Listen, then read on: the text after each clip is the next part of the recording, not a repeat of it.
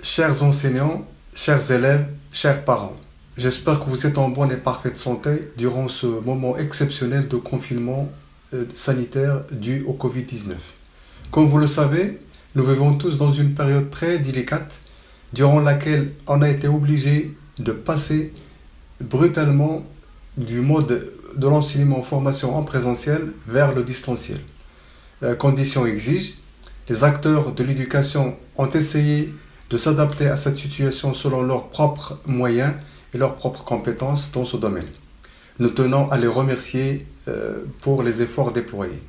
Ce n'est pas le moment d'en juger de la pertinence ou des conditions de mise en œuvre, mais il faut faire avec, afin d'assurer la scolarité des apprenants et rassurer les parents de la continuité de l'école à la maison. À cette occasion, dans le cadre de l'initiative Foyer numérique de l'ICISCO, je partage avec vous quelques réflexions sur les principes méthodologiques dans une première partie et sur quelques outils qui pourraient être utiles pour assurer la continuité pédagogique chez nos apprenants dans une deuxième partie.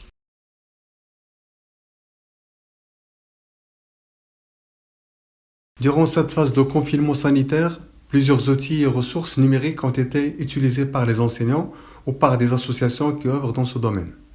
Il s'agit d'une occasion de bénéficier de ces outils et de se les approprier pour les exploiter tout au long de l'année scolaire et impliquer les élèves et leurs parents à en bénéficier. Avec cet usage massif du numérique, un nouveau système d'éducation et de formation se met en place avec une forte composante virtuelle. Nous devons donc conduire ce changement et renforcer nos compétences dans ce domaine. Devant cette pléthore d'outils, de ressources, de la diversité des situations et des méthodes pédagogiques que permet le numérique, le choix est très délicat et nécessite des mesures spécifiques afin de préserver le lien, mais aussi la motivation des élèves qui sont d'ailleurs engagés dans cette nouvelle expérience avec leurs moyens de bord.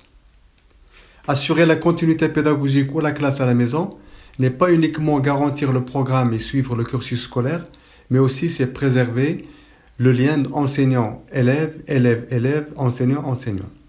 Ce mode de l'enseignement à distance bascule les habitudes enseigner, socialiser, faire apprendre, soutenir, aider, qui deviennent difficiles à réaliser et demandent une grande vigilance de la part de tous.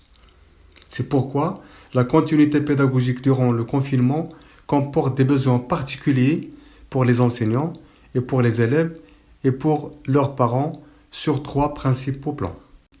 Tout d'abord, le besoin psychologique. Étant confiné à la maison, l'élève peut s'affronter à des problèmes psychologiques normaux. Là, les enseignants et les parents doivent les aider à les surmonter. Il faut donc maintenir une routine personnelle ou scolaire dans un cadre sécurisant en établissant un plan de la semaine avec des cours à suivre et des activités à réaliser. Dans ce cas, on peut exploiter des outils d'organisation, des agendas et des outils de partage. Ensuite, le besoin socio-affectif. Nous vivons dans une ère de réseaux sociaux, de consommation des données parfois arbitraires. L'enseignant doit donc essayer d'utiliser tous les moyens et communiquer directement avec ses élèves et les orienter vers un usage pédagogique pertinent. On cite comme outil usuel Facebook, WhatsApp pour garder contact et assurer cette relation pédagogique ou bien d'autres moyens comme le Gmail, Outlook qui peuvent être utilisés dans ce sens. Enfin, le besoin d'apprentissage. La continuité pédagogique consiste à actualiser ou à poursuivre de nouveaux contenus et compétences dans le cadre du cursus scolaire, de la remédiation pédagogique ou du soutien scolaire. Dans ce cas, on peut utiliser plusieurs outils et ressources répondant aux états d'apprentissage de l'élève. État passif, état actif, état interactif et état créatif. On peut aller donc des ressources et d'outils d'acquisition du savoir vers des outils de ressources de production et de création.